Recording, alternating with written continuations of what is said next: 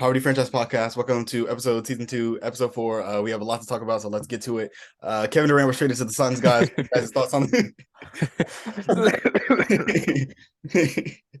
No, that's what it felt like this week. I mean, like literally every time I would check my phone, it was something else happening. So Yeah, it's super. a No, last night crazy week. I tried to sleep, get a notification. Katie got traded. Couldn't sleep. Like I was so it was so crazy just hearing that at the time because it's like the last thing anyone was expecting. I know like there was the rumors earlier this week, like the Suns are willing and ready to trade for Kevin Durant if he is to get moved. But it seemed like the Nets weren't going to move him. Even after they did the Kyrie trade, which we're also going to have to talk about because that happened. I was like, they still have a good enough roster to be decent, you know? Dorian Finney-Smith, Spencer Dinwiddie, Cam Thomas, Cam Thomas, Cam Johnson, Cam Thomas, who's dropped 3 straight 40-point games. You still have Nicholas Claxton. Ben Simmons is still a good defender, so he still gets something. TJ Warren. So they still had a lot of solid guys. Definitely like a different type of roster compared to what KD's played with in years past, but it wasn't a terrible roster. But it's not a roster that we're going to see come to fruition because Kevin Durant's no longer on the team. Yeah, I was just watching TV and then I got like the group chat started texting and then you were texting clearly. You were like, "Is this real?"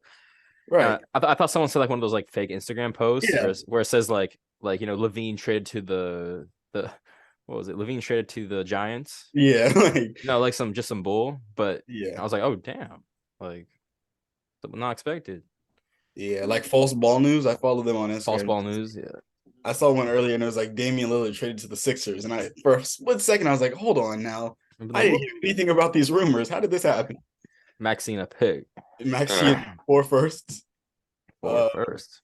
But since this is what we talked about first, let's just go straight into it. It's the biggest trade, I think, is this the biggest trade of our lifetime at this point? I mean, we're pretty young guys. So, like, I mean, it might be the biggest trade that's taken, unless it's like between this and Anthony Davis. I don't remember that. So I don't remember. I don't even remember that happening. You don't remember Anthony Davis to the Lakers for 10? Oh, that one. My bad. Sorry. I thought you were talking about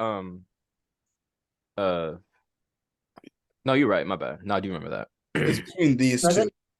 I think this one's a bigger deal, I guess. Yeah, Kevin Durant's a higher caliber player than Anthony Davis is, even at that time, because AD was obviously in his prime. But yeah, definitely the biggest trade I've ever seen. It's a big trade, but there's more like talk about the Anthony Davis trade just because it's LA and there's so many rumors.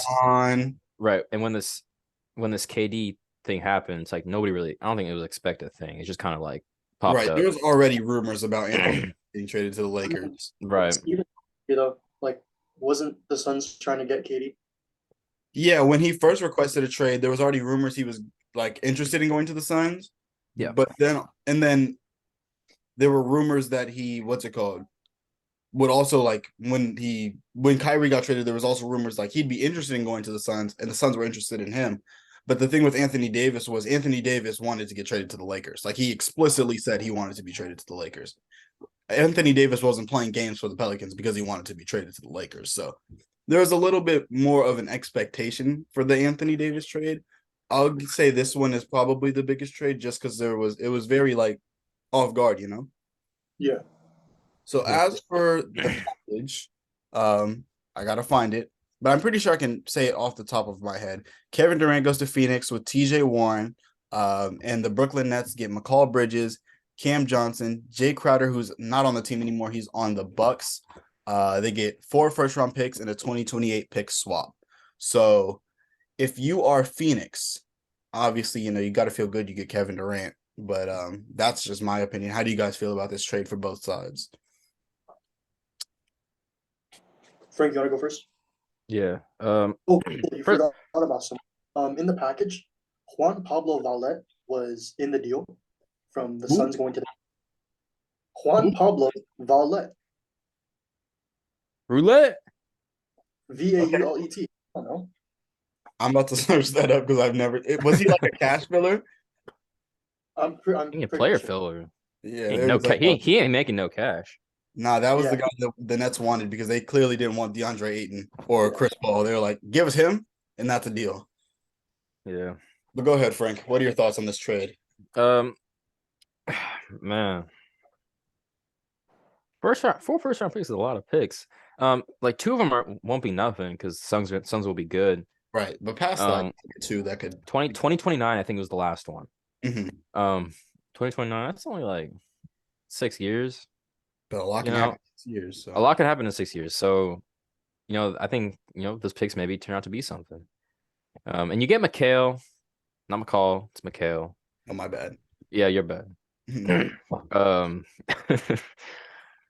And he's all right, but I think he's shown flashes when Booker's out and he kind of takes over the game as the number 1 guy.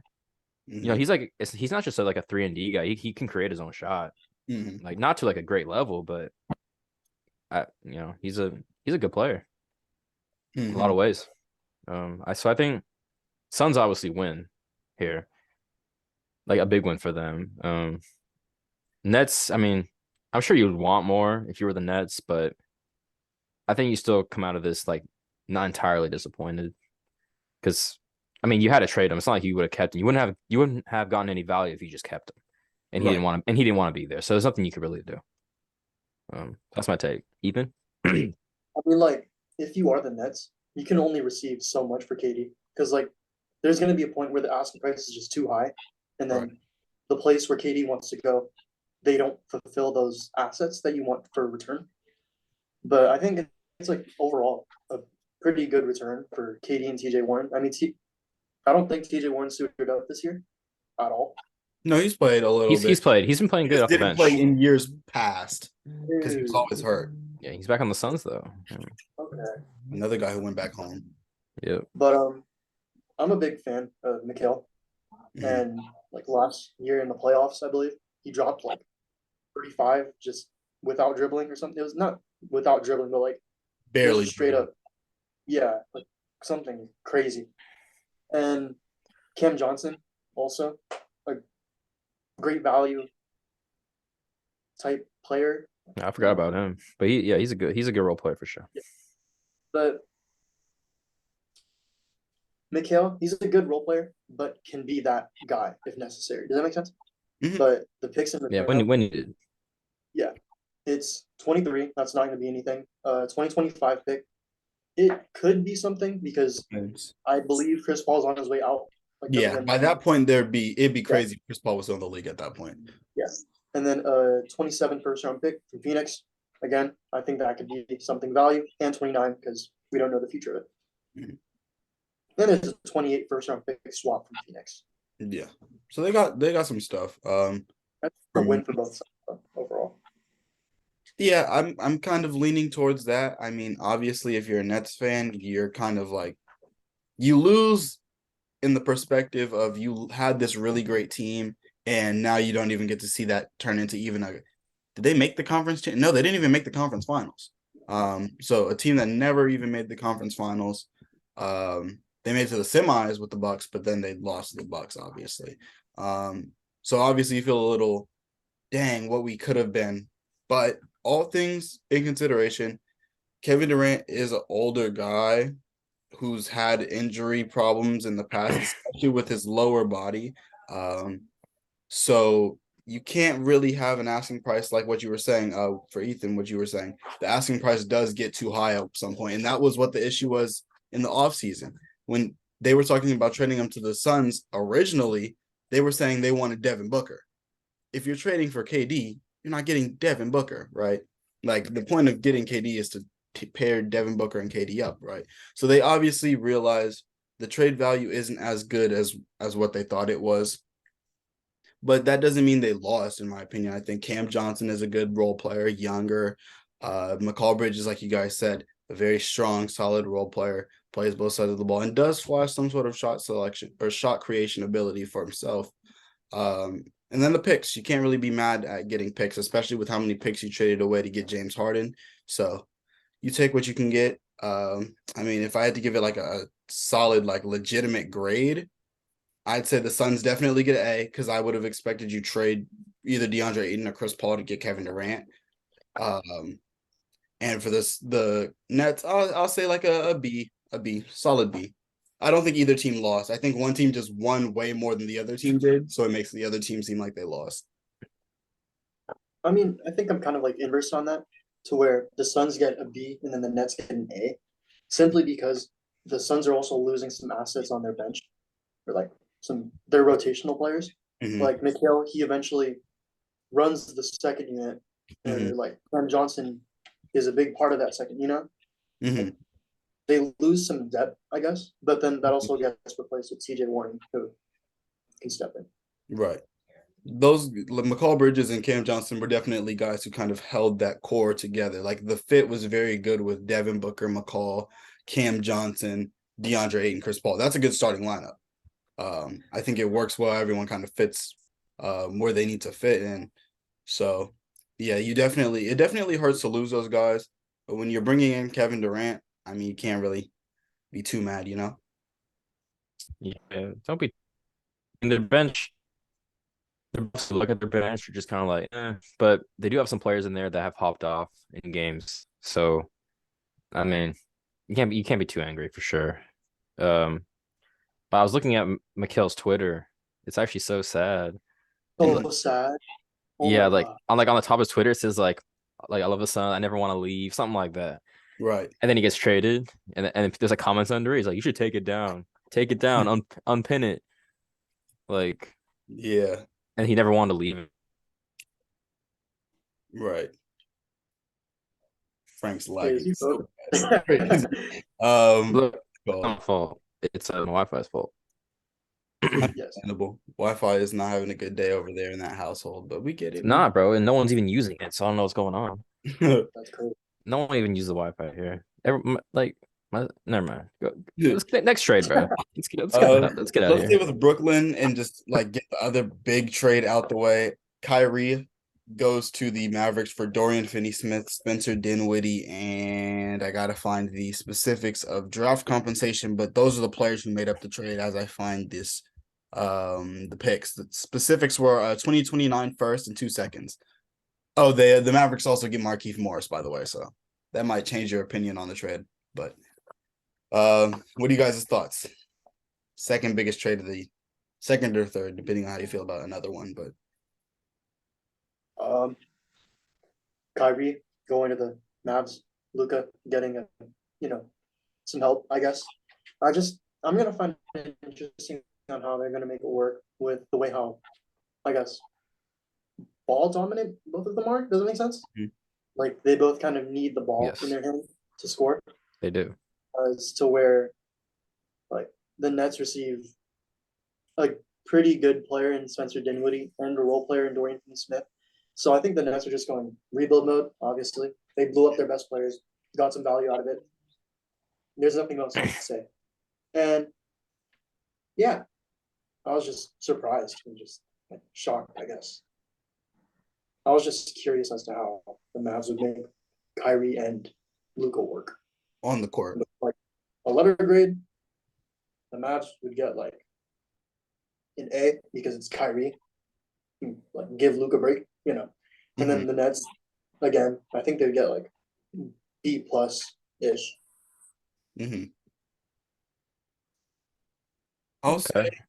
I'll go next. I'll say this trade is definitely one that's grown off me so much.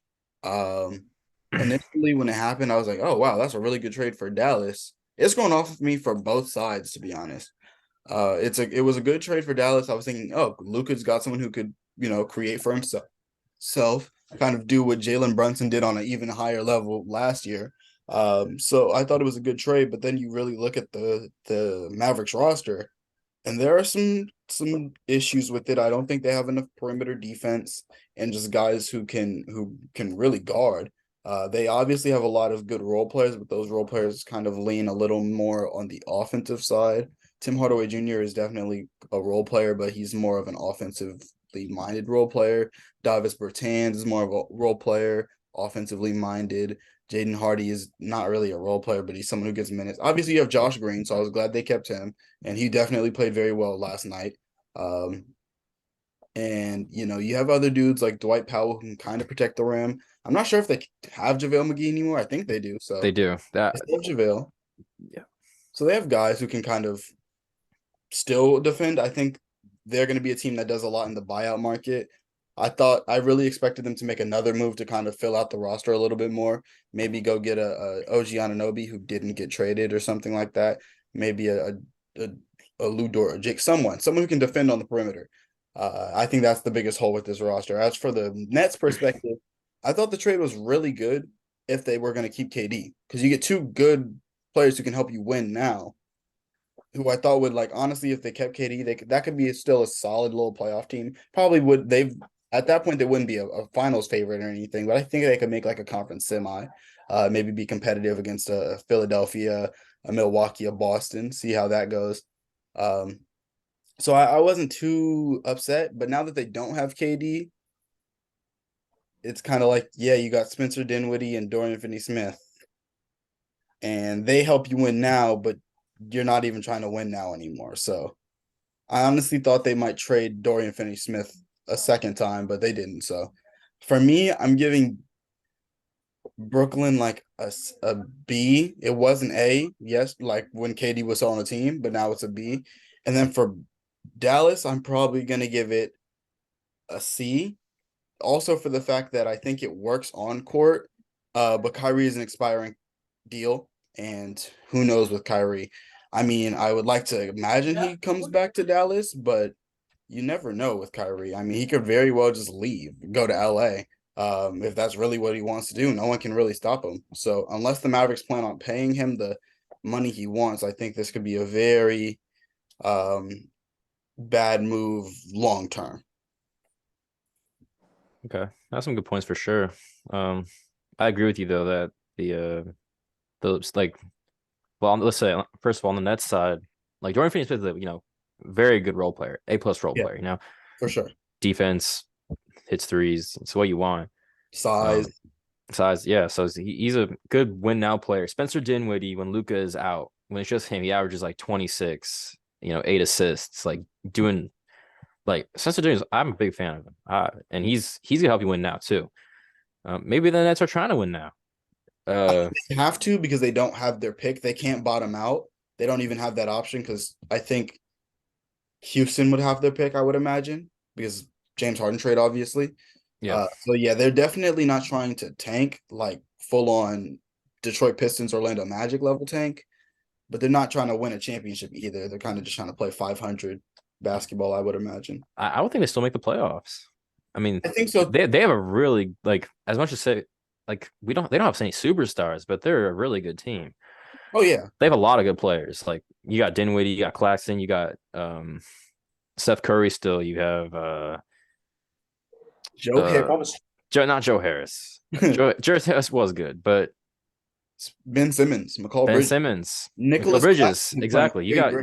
You have all these players that can play to an elevated level now that Kyrie and KD are gone. They're all going to play elevated. Ben's just going to pass the ball out. So, like,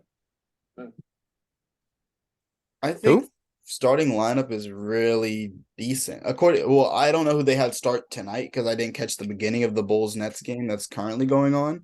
But according to lineups.com, their starting lineup would look like Ben Simmons, Spencer Dinwiddie, Mikal Bridges, Dorian Finney-Smith, Nick Claxton. I think that's a really good starting lineup. It's a really good starting lineup. There's a lot of length on that team as far as like just guys who can kind of defend, guys who can get in the passing lanes, things like that. You got some just bona fide good defenders in Dorian Finney-Smith, Nicholas Claxton, Mikal Bridges, and Ben Simmons. And Spencer Dinwiddie is no slouch defensively. I mean, he's not an all defensive level player, but he plays with some effort and some intensity on the defensive side of the ball. There's going to be a little bit more pressure on Ben Simmons to score, I would imagine. I mean, obviously Spencer Dinwiddie can score, Mikal can score. Cam Thomas can definitely score, but I would like to see Ben Simmons kind of play like there's not as much pressure on his back, and like he can kind of just hoop to hoop, get back to the things he was doing in Philadelphia. Because as much hate as Ben Simmons gets, when he is actually playing at his best, he's a very good player, I'd say. He is. That 25 to maybe 20 range as far as how he ranks in the NBA when he's really at his best. So I'd like to see him kind of return to form. And then you still have Cam Johnson off the bench, Daron Sharp, Cam Thomas, like I said. So Cam Johnson and Cam Thomas. So it's a deep but young roster of guys who are good enough to compete now. So yeah, I'm looking at the game right now. Brooklyn's leading 93-91, 8 minutes left in the fourth quarter. Against Chicago. Right now they have Dinwiddie's leading in scoring with 19 as their point guard. He has 19, 5, and 6, and 2. He said, "Let me show y'all what I'm about." Yeah, and then Joe Harris is 18 off the bench. Sorry, Joe. Whoa. Joe Harris knew you were about to say something about him on the podcast. And he was like, "All right, now y'all must not know who I am." Bro, what the heck? Yeah, and they got Ben still shows up on the box score. No, Ben, not on the team. Ben's off the bench right now with 8, 8, and 4. Thomas is starting right now with Royce O'Neal and Finney Smith and Sharp. Yeah, it's not a terrible team. So McHale isn't there yet. They still have Patty Mills off the bench too. Watanabe. Yeah. Oh, that's my twin, Roof. What? That's my twin. I know you'd say that. That's why I was just looking at your reaction. Yeah. Is that it for Nets talk for us? Let me talk about Dallas side real quick. Okay. Let's see. I watched the first game, right, where Luka wasn't playing, so they haven't played together yet, but it looked pretty good. And I was seeing at their bench, right? JaVale's there. JaVale had like 3 blocks. He was playing great. I mean, he was doing everything you need. Like, he's a great shot blocker. That's what he's there for. In my opinion. And who else? Theo Pinson, just some guy that you thought wouldn't do anything. He had solid yesterday. He was very solid. He's very solid. So he got that confidence. You put him in the rotation. That's like your 10th guy. Now you're starting to have a good, decent bench squad right there. And you got Josh Green. Josh Green, who played very good. Honestly, was like their second best player next to Kyrie yesterday, if we're being real. He was. It was funny because Ethan was like, trade Josh Green. and then immediately. Josh Green immediately got like a block, a steal, a 3-pointer, another. Like, it was going crazy all of a sudden. Josh Green got takeover. Josh Green got takeover, bro. But we'll see how Kyrie and Luka work together. But I think it'll work fine. Just how it works with Spencer, it works with Jalen Brunson. They're just gonna. I mean, even if they have to take turns having the ball, it's gonna be like it's gonna work to where whoever's hotter is gonna have it in the last moments anyway. And they can stagger their minutes. That's all I gotta say. Exactly. Luka doesn't have to play 69 minutes every game. He doesn't. 70 points, get 20 boards, get 36 assists, and then lose by 4 to the Portland Trailblazers. So Luka can kind of just not relax because there's still definitely like they need to really ramp it up immediately. They need a winning streak. Especially with all the other teams in the West that made moves. Which we're going to transition to another one right now in the New Orleans Pelicans. Wait, hold on. Can we quick? Yeah, go ahead. All right. So NFL honors just happened. Well, some of them. So offensive player of the year is Justin Jefferson. And offensive player of the year was Justin Jefferson? Yeah. I thought you said Justin Fields. Justin Jefferson is valid. I was like, Justin Fields got nominated? Are you serious? Go ahead. Continue. But guess who D-point? Guess who's D-point? Was it Bosa? Was it Sauce? Bosa. All right. Bosa makes sense. I was like, you said guess who? Like it was gonna be someone crazy. Bosa makes sense. No, Bosa. Yeah. That's all that's posted right now. That's fine. That's even more content that's happening. You know, you get. Oh, we haven't brought up LeBron breaking the scoring record, but too much content. He's good. Shout out LeBron. He scored the most points. Good job. No one cares. Let's talk about the ceremony real quick, though. First of all, the announcer doesn't know how to speak English. He was like, he was saying words like completely wrong. He's like witnessed it, like he said witness wrong so bad. Like, who is this guy? They should put one of us there. Like it was so awkward between LeBron and Kareem. It was like, yeah, LeBron was just standing there like when you get called in the office at school and they're like, or like you're at a parent teacher conference and they're like wait there. Oh, he's just like Yeah. Like, and you can hear people like yelling in the background, like for the pictures, and it was just like, for some reason, it just didn't go that smoothly as it should have, you know. Right. like when Steph broke the 3-point record, that was smooth as hell. They had Reggie Miller, Ray Allen. Who was the other dude? No, it was just those two, right? Yeah, it was just those two. And they all came out, took a picture. They had the jersey with the number of threes, I believe. Right. Like that went way smoother. That was way better. LeBron hits a fade over Kenrich Williams with 10 seconds left in the fourth, and they stopped. The cameraman was like hunting Kareem. Right. The cameraman was like, every time LeBron would score, was like, oh yeah. Kareem's face was just like he was like sipping on a drink. Yeah. Like, nah, man. Magic Johnson shows up. He's like, congratulations, LeBron. You know.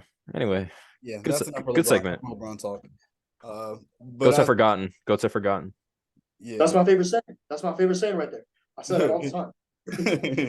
Goats are forgotten. Little liar. The Pelicans made a trade to get Josh Richardson. They traded Devontae Graham in 4 seconds. Second round picks were just getting traded like they were worth nothing today. Worth nothing. So, what are you guys' thoughts on this trade for both sides? I don't have. Go ahead.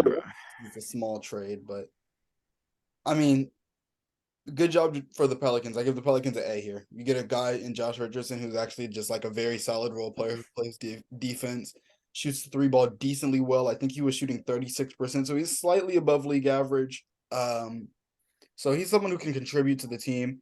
He kind of plays at a position that's a little loaded for them as like a wing guard. He's definitely not a point guard. He's more of like a 2-3. And they already have Trey Murphy III and Herb Jones and Brandon Ingram, but they'll find a way to work him into the lineup, probably off the bench. So I think for the Pelicans, it's an A.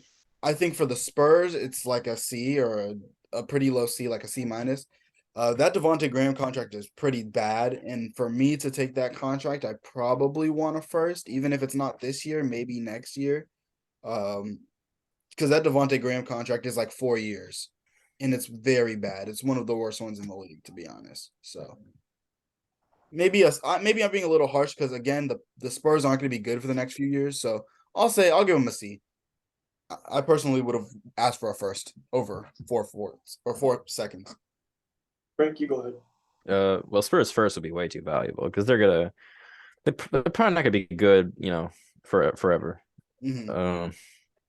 Or for a while at least. So, but Josh Richardson is a good pickup. The seconds, you don't have to worry about the seconds too much if you're trying to like win. You know what I'm saying? If you're a competitive team and it's a second round pick, it's gonna be like the 50th pick in the draft. So. Right, it doesn't matter. So you're fine with that. And Josh Richardson gives you defense, a little bit of scoring, spark. So he's fine. But the thing is, what was it? Before the Sixers acquired him, when he was playing in Miami, he was playing really good. And then he got to the Sixers and started playing bad. Or like not to the same level, right? So maybe post-trade Josh Richardson is Josh Richardson is maybe not something they want. Maybe it's not going to work out. But I'm not praying on his downfall. So we'll see how it goes. Ethan, if you have any thoughts on this trade. I mean, there's not much to say. It's kind of like Spurs take on bad contract, get picks. Sell an asset. Yeah, that's pretty standard. So don't want to harp on it too much because there are bigger trades. We have a 3-team trade next up. The Clippers getting Eric Gordon, 3 second-round picks, and a pick swap. The Grizzlies get Luke Kennard, and the Rockets get Danny Green and John Wall, I'm pretty sure. Even though his name isn't stated, I know John Wall is on the Rockets. So we're going to just say he was a part of this trade specifically. So Rockets get Danny Green, John Wall. Clippers get Eric Gordon 3 seconds, and the Grizzlies get Luka. Did the Nuggets not get Eric Gordon? No, that was the Clippers. Oh. Y'all traded Bones for 2 seconds. Yeah, okay. Terrible trade. A horrific trade. We're going to get to that. I mean, you don't even play. He's just posting underground rap. Is he Bones? Bro, on his story, it's just, check out my new song. Underground rap. Yeah. And then posting it out there. Yeah. As for Eric Gordon to the Clippers, though, how you guys feeling? I love Eric Gordon. Well, I'm gonna calm it down, but I really like his game. He was one of my favorite players back in the James Harden Rockets. I would just watch them all the time. And Eric Gordon was just one of my favorite games of all time that I've watched in my life. was with Eric Gordon, tying the game up to send it to overtime against the LA Lakers. And then he brings him home. But anyway, he's not as good anymore. But that's probably the most heartfelt thing anyone's ever said about Eric Gordon in years. No, dude. But he should help the Clippers. He's just a good role player that can hit shots, I think. Yeah. And he tries hard. He tries hard as a player. I think that's good. Grizzlies, Luke Kennard, I guess he's fine. Yeah. He hits good from three. That's the aim, Mm-hmm. Everyone needs shooting, so that's that. Right. Rockets get John Wall. You don't want John Wall. He's not making that much Danny money. Green either. You don't want Danny Green either at all. But you do get a pick swap, right? No. What? What do you get? John Wall and Danny Green. I thought you get a first. No, there's no. LA Clippers. That's not what it says on ESPN at least. So maybe ESPN's a not reliable source, but it says they just get Danny Green. It doesn't even say they get John Wall. It says Danny Green, John Wall, and a 2023 first round pick swap. Okay, so we'll say that they do have a first because I think they get a first with it. That's like, why else would they do it if they didn't get a first? Right. But Danny Green, I mean, you're a young team as Houston, so I wouldn't really worry about it. This is like standard stuff as you were saying earlier, like what the Spurs did. You're taking in picks and money. You're getting rid of players that can help other contending teams. I mean, right? It's normal. Yeah. What happens with John Wall? He doesn't want to be there. He gets bought out and he goes to. What if he went back to the Clippers? He's go. You're like, no, you can't do that. I don't think there's a rule where like if you get traded and then bought out, you can't go back to the same team. No, you can't. Bro, what? You learned that in 2K? Yeah, you can't do it in real life. I saw it somewhere, but you can't go back to the same team where you get bought out or where you were traded from to get bought out from. That makes sense. Yeah, because then imagine like you trade someone and then they just come back. That'd be insane. There's some dumb thing. Just like get free players. Like if the Lakers would just bring back Russ to come off the bench on a cheaper deal. On a cheaper deal. That'd be crazy. I don't know where John Wall will go. I mean, who really wants him? They need guard play. The Clippers are probably the main team that provokes me in needing guard play, but they can't get it. So I don't know. We'll see what Google says. Maybe how do you feel about the idea of John Wall to Denver? That's just like a guard to come off the bench. I mean, like you guys lost Bones and you guys lost Devon, who plays for the Lakers now. Devon Bell. 2 guards who are on your bench. So I mean. Oh no, my bad. You say wait, what's Ethan do? Oh. What? You don't want John Wall? No. Why not? He's gonna mess up the shooting. Bro, John Wall, this news is hilarious. Clulo, the thing you were saying earlier says John Wall unloaded on trash. Rockets 3 weeks ago. He's back in the locker room. John Wall says the city is still mad Wizards traded him. Trading Wall traded back to the Rockets, an organization recently called Beyond Trash. That's so funny, bro. Yeah, he called the team trash, and now he's back on. He's back on the team. Guys, I'm sorry. Give me minutes. Guys, the Rockets, he was probably like, "Oh, I'm so glad to finally get out of Houston," and then they sent him right back to Houston. So funny, man. Oh, he probably gets out though. I don't know where he goes, but he's I don't know. The reports are all about that. They're not about where he's going. So I hope it stays like that because it's hilarious. It is. I hope he stays on the roster. He just sits on the bench. I want some camera. I want some camera time. Out. Yeah, camera time, dude. They put him next to Justin Patton on every game on the bench. Build chemistry. Build chemistry. Hey, so what's your favorite color? I'm sorry I called you trash that one time. It wasn't even like that for real. It was like that. I was just hungry. I was hangry. I was hangry. All right. Does anyone else have any thoughts on Eric Gordon to LA? Eric Gordon, my 2K GOAT. He cooked you, Khalil, in 2K. You know that. So tough. But where's Drummond at?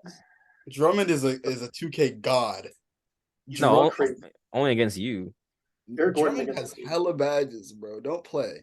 Okay. Like a Hall of Fame rebound chaser in every 2K. And then he has finishing badges for days, even though he's not a good finisher. This is becoming a 2K podcast. Ethan, go ahead though. What are you saying? What are your thoughts on the season 5 level 40 reward? Indubitably. I really want that armband though. It gave me +2 shooting. Oh, like mid range went from a 98 to a 99. Oh my goodness. Hey, what's your face creation looking like? Looking like Bones Hyland? Bones Hyland face creation. Ethan, didn't you do that? Me? No, yes. I don't think you made a Bones. I don't think that exists on YouTube. That's like a very niche thing to find. All right. Did you have something to say about trade, Ethan? Well, it's mainly the Grizzlies and Clippers. The Clippers, they get like that little replacement for John Wall, but didn't they also trade away what's bro's name?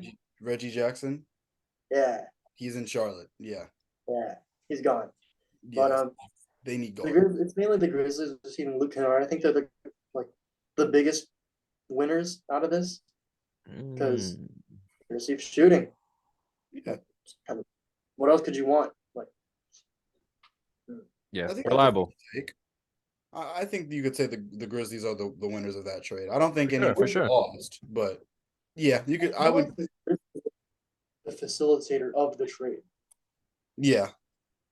They're most likely this doesn't happen. Yeah. Yeah, I think that's a fair statement to say. I think Luke Kennard will work out perfectly fine on the Grizzlies, who, in my opinion, kind of disappointed me this trade deadline. Especially, I mean, when you see every other team in the West making moves to be good, except for a few, like the Kings didn't really make any moves. But other than that, I think every team that was in the Timberwolves also. Oh no, the Timberwolves made moves. Yeah, the Kings I think were the only team that's currently in the playoffs that didn't make a move out west. Kings are fakers. That's why. The Kings were like, yeah, I like what we got out here, so they didn't want to do anything. So I think the Grizzlies probably should have did a little more because now I'm looking at them as maybe the 6th or 5th team in the West. Is there a specific thing you guys think are gonna fall off? I mean, Utah, I would imagine, isn't as good. They traded a lot of guys, but like in the playoffs, probably Sacramento, I guess. Sacramento was not doing anything. I mean, I think they're going to be a playoff team, like comfortably. I don't think they're going to fall into the play-in, but like, I don't think they're going to finish as what are they now? The 3 seed? They're going to get swept.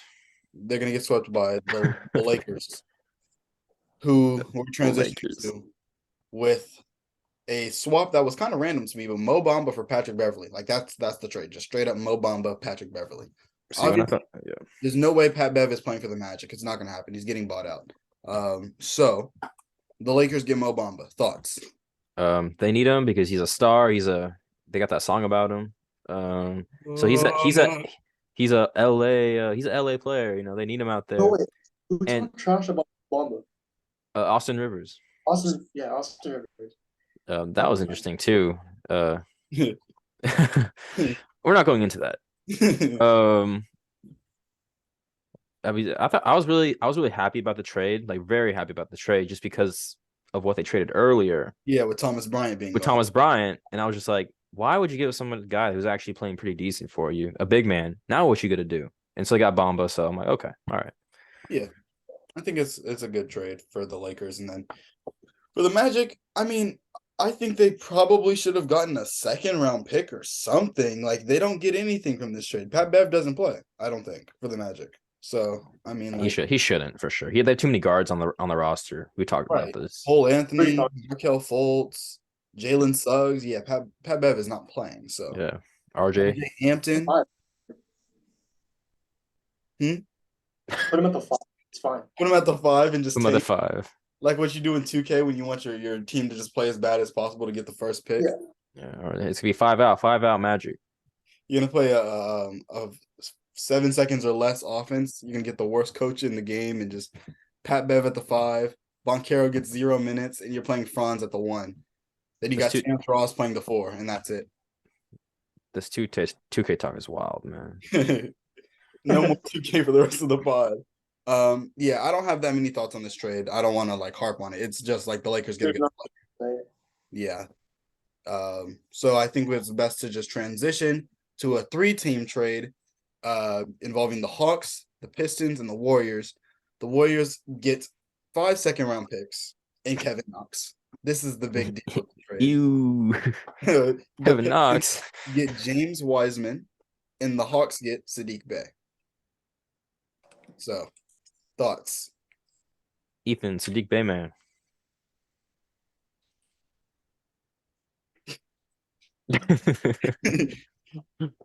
What? I had to hydrate. But yeah, I know. For not even working out. James Wiseman to the Pistons. Hawks get Saddiq. Warriors get Kevin Knox. All right. I think we all got fleece in this trade. I'm not gonna say names, but there's a team that kind of got fleeced in this trade. I mean, the Pistons, like, what are they doing? I mean, they're trying to tank. I don't think they got fleeced. I think the Warriors got fleeced. You draft James Wiseman at 2, and then you trade him for Kevin Knox, who legitimately sucks, in 5 second-round picks. I don't think. I don't think they fleeced. I mean, yeah, I don't think they didn't. They didn't exactly fleece. They only trade for Kevin Knox because of the money. How much money did he make? Not a lot, because he doesn't. Not a lot. So they did it for that, so they can get to their next trade. But we'll talk about that later, though. Yeah. I still think you could have got something more for James Wiseman, like a first. I think what they got after is a lot better than anything they could have gotten. Really? Yeah. I had a mock trade where I had James Wiseman and Moses Moody going to the Spurs for Jakob Poeltl and Josh Richardson. I think the player they got back is better than those two players. I mean, I think the player they got back isn't in this trade because they got Kevin Knox, right? No, okay. We'll talk about later though. The player they got back is better than Jakob Poeltl. The player they got back was Kevin Knox. We got the Hawks winner, right? Yeah, I'd say so. The Hawks are the winner. Yeah. They get a guy who can help on the wing. I mean, just good. Yeah. Agreement. Get a young big who can play. Although they have a lot of young bigs. They have Isaiah Joe. Isaiah Joe is a shooting guard. No, I mean Isaiah Stewart. Isaiah Joe's on the Thunder. He's on Thunder. Stewart. And then Jalen Duren. Now they have Nerlens Noel, and now they have my guy James Wiseman, whose name I just blanked out on. So hopefully he figures things out in Detroit. But would Noel get bought out? Probably. I hope so, because they gotta get him out of there. Contender and really help him. So I think he'll probably get bought out. Yeah, I thought he was going to just get traded straight up. So I thought so too. Bogdanovich also didn't get traded. I didn't think about that, but I don't believe Bojan got traded. Bojan or Bogdan, bro. Neither of them. They just stayed. None of them. They just stay put for no reason. Yep. Any more thoughts on this 3-team trade or no? I don't think so. We can transition. We got a lot more to go. Yeah. We have a trade with get for the Hawks and the Rockets. Very irrelevant. I don't think we should really harp on it very long. Justin Holiday and Frank Kaminsky for 2 second-round picks go to the Rockets for Garrison Matthew and Bruno Fernando. Any thoughts? So Frank Kaminsky, bro, he my guy. He share my name. He be playing good sometimes, and he doesn't get too many minutes, but he shows out when he's ready. He comes out ready. So maybe he'll get some playing time in Houston.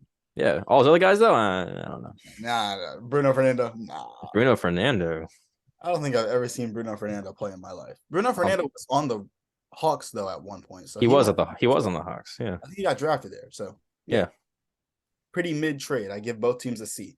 The Clippers acquire Bones Highland from the Nuggets for 2 second-round picks. He's gonna play. What? He's gonna play. He's gonna play. Nuggets. He played for the Nuggets. I promise you, he played often. No, he played for the Nuggets, but like I want. He played a lot. We just benched him.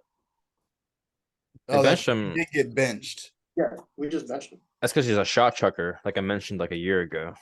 Yeah, he's not a player who you want to win now, but then again, 2 second-round picks. He has like one of the worst defensive ratings in the whole NBA.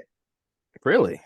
Yes. I figured he looks like he has some long arms. I thought he would be a better defender. Do anything with him except take shots, dribble. To take like deep 3-point shots. Yeah. Bones Highland hoops like he has no balance. Like he's just moving. That's crazy. I think this is a bad trade for the Nuggets. I get it. Like he doesn't play for you guys. I think you guys could have got a little bit more for Bones Highland. Like Yeah. Go get a role player or something that Right. can I help think you you. guys could have got a solid player in return, like similar to what Well, happened with like. Yeah. Well, Whose contract matched that rookie contract that you're willing to give up? I mean, I'm trying to think of some of the bad teams. But wait, if they didn't get anybody back, so they're hoping for the buyout market. So they're making a spot for someone that can help them better for like right now. I think so. Russell Westbrook is no. They should get Dwight Howard and bring him back from Taiwan. Taiwan. Well, they don't need to. They have their backup center now. They got Thomas Bryant, who will transition to right now. You're right. The Lakers received Devon Reed in 3 second-round picks. The Nuggets get Thomas Bryant. Thoughts from the Nuggets? You go first. Yes, sir. I mean, it's all right. That's all I need to say. but Ethan, do you even know who's it again? Devon Reed. Do you know who Devon Reed is? Bro, I don't. You're a fake fan. You're not watching all the minutes. You're not watching all the minutes. Devon Reed. I never heard of him in my life. Like, he has a top 3 box score in the fourth quarter in games in January of 2014.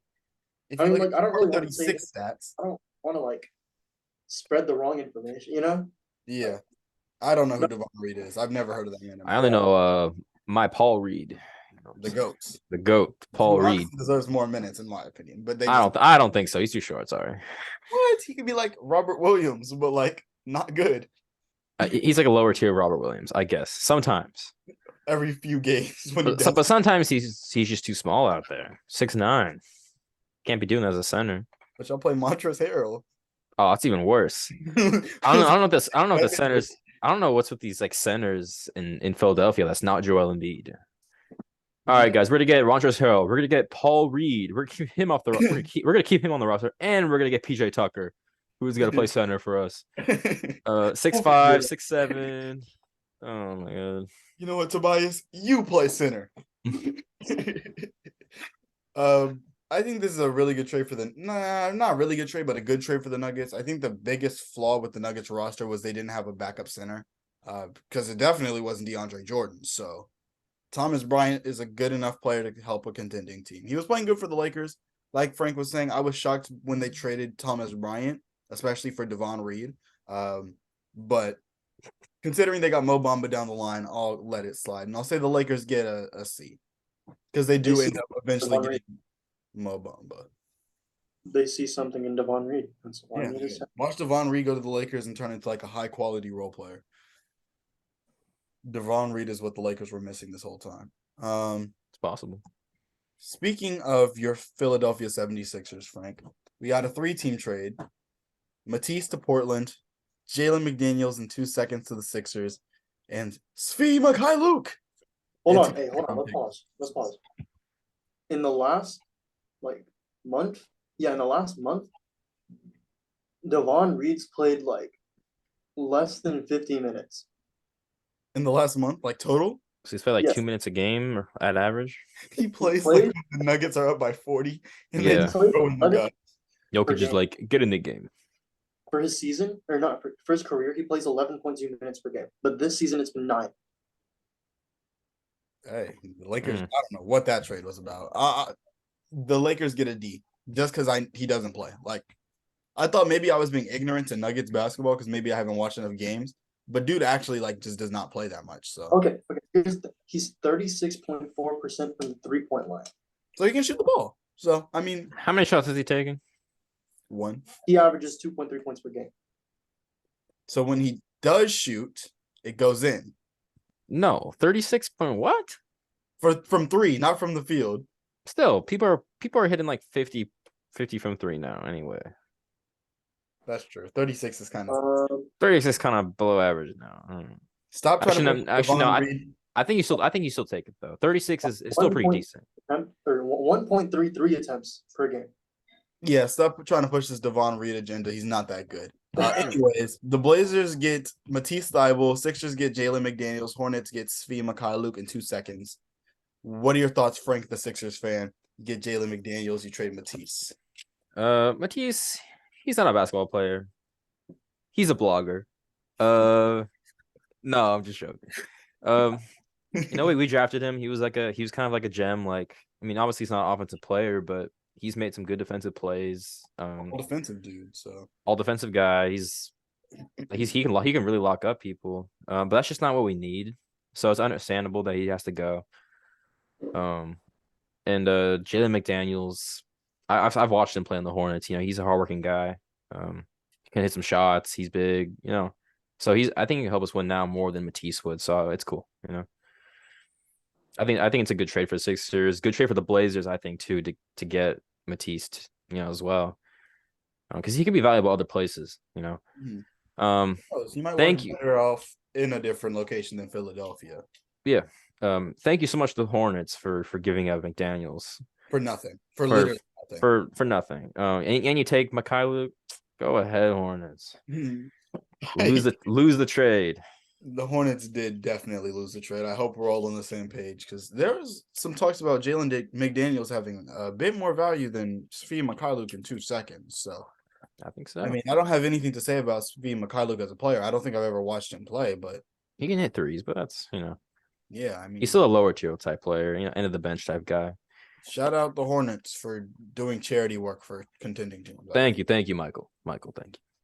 Michael, good job. You're the GOAT. Michael Jordan saw LeBron break the scoring record and forgot how to even be a GM. So, yeah, he's like, I gotta start giving stuff for free, so because people like free. I gotta be marketable. So people like me more than LeBron. I'm not getting. Yeah. No one's seen me in a million years. Yeah. Let me get back in the news. He took it personally. And I took that. No thoughts on that one other than the Hornets really got fleeced. I think it's a good move for Portland and Philly. Ethan, you have any thoughts? All right. You have another 3-team with Brooklyn, Indiana, and Milwaukee. The Bucks get Jay Crowder. The Pacers get George Hill, who's going back to Indiana, Serge Ibaka, Jordan Nwora, and 3 second-round picks. And the Nets get 2 second-round picks. Jay's gonna play, right? Bucks winning. I mean, they get Jay Crowder, who's like a quality role player. Yeah, and that's what they've wanted anyway, which I've heard talks about. So they finally get their guy who can do a lot of things, right, with the ball, with or without the ball. Yeah, I would say. So yeah, Bucks won for sure. I agree. George Hill goes back to Indiana. Cool. Serge Ibaka goes to Indiana. I think they both get bought out, or at least one of them does. Serge, I think, comfortably gets bought out. I don't know how they feel about George Hill. They get Jordan Nwora, who's young. He's good when the Bucks are up by a lot. They just throw him out there, and he does good. So he does very good. So, and then the Nets get 2 seconds. So good job, I guess. They get some draft capital. Yeah, not a lot of thoughts on that one. Not much to say. Oh, we still got a few. Okay, let's skip because we're kind of in a dry spell of some irrelevant trades. Let's do the big one. The Lakers receive D'Angelo Russell, going back to LA, Malik Beasley, Jared Vanderbilt. The Jazz get Russell Westbrook, JTA, Juan Toscano Anderson, NBA champ, Damian Jones, a first-round pick in 2027. The Timberwolves get Mike Conley, Nickeil Alexander-Walker, and 3 second-round picks, those being in 2024, 2025, and 2026, respectively. Thoughts? Lakers instantly won the trade by getting Westbrook out of there. Yeah, instantly. And you get Russell, who's a shot creator. It's like what you need, a ball handler who can create a shot and dish out when he needs to. Right. And he can actually shoot the 3 ball a little bit. Even though he's not the best, he can shoot the 3 ball. He can shoot the 3 ball, and you get Malik Beasley, who's a very good role player. Very good. He is a legitimately good 3-point shooter. So. Yeah. Also, when Nuggets got rid of him because they just didn't really. They had Nuggets. There was a time where Nuggets had so many players, they just had to kind of let some of them go. And Malik Beasley was one of those guys, and I was like, this guy's gonna be a very good, like, high quality role player, and that's what happened. Even with Jeremy Grant. When Jeremy Grant was on the Nuggets in the bubble, I was like, yeah, this dude's gonna be pretty solid. So right, yeah. And then what? Vanderbilt as well. Vanderbilt was what really made me feel like they won the deal. Jared Vanderbilt was so good. I had a lot of mock trades to a lot of contending teams and the Thunder because I wanted them to. But The Lakers, I like it. He's a guy who can guard on the perimeter, can guard in the paint. He really he works well next to someone like Anthony Davis. So I think if you're running a lineup where you have AD at the 5, you can comfortably do Jared Vanderbilt at the 4, have LeBron, Malik Beasley, and then D'Angelo Russell. That's a really good lineup. Or if you want to do something different, you still have Roy Hachimura. You still have Malik Beasley. You still have Lonnie Walker. You have Mo Bamba now. Like, they built a solid 9-man to 10-man depending on how you feel about Devon Reed rotation. Oh, and they still have Austin Reeves. So they have Reeves, and he's solid. Yeah. So they got better for sure. A lot better. How do you guys this for the Jazz? Wait, what did they receive? They receive Russ, Juan Toscano Anderson, Damian Jones, and a singular first in 2027. So the Jazz, I mean, they wanted to sell, so they probably made the right move, even though it's really not a good look. Because if you buy out Russell Westbrook, he makes like $44 million. So I mean, I really don't know what to say. It's kind of like you had to do what you had to do. I think they could have gotten more. They probably could have gotten more, but I don't know. Lakers make things happen. Right. Rob Pelinka called them up and we're like, yeah, we want those guys. Make it happen. Yeah. Check the script. Check the script. Ethan, any thoughts for you? I mean, not really, because they could have gotten more, especially for taking on Russ's contract, but there wasn't anything to get. From the Lakers specifically. I think they maybe could, or the Timberwolves, because they already have all the Timberwolves picks. So for this specific trade, you're probably right. There's not much more to get. I think maybe they could have traded them to other places and gotten more. But yeah. You definitely could have gotten more value out of like Vanderbilt and Malik Beasley, probably. Maybe more like pay compensation, maybe. Right. The pay compensation doesn't even exist, though. That's the thing. Yeah, for this specific trade, it doesn't exist. That's why I say maybe they trade him somewhere else. I mean, obviously, it looks really good for the Lakers, but I think you could add more. Trade him somewhere else where you get more. Screw the Lakers. And that's what the Lakers won the trade. Yeah. Yeah. How about Minnesota? How does this do things for Minnesota? Minnesota's just a mess right now. I don't think this does very much for how I feel about Minnesota whatsoever. Yeah. They're just stagnant. That's it. I think I'm glad they traded D'Angelo Russell because I didn't like the fit of D'Angelo Russell and Anthony Edwards. Did not. Yeah. Mike Conley is definitely a better fit.